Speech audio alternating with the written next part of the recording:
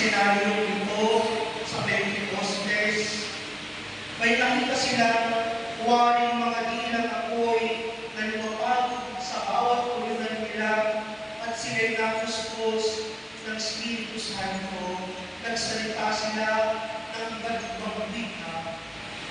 At upang mas lalo natin mapagawakan ang celebration na ito, ating pagnilayan yung dalawang salita na malapit sa atin, dalawang expression na palagi natin ginamit. Unang salita, yung salita ay misi. Pakisabi nga po yun, pakilakas po, yung salita ay misi yun. Ito yung sinasabi natin sa mamamahal natin sa buhay, ay misi. Ito yung sinasabi natin doon sa mga tao na mahalaga sa atin. Pero kasama dun sa salita ay misi, ay mayroong kahilingan na sana mabalik natin ang nakapon.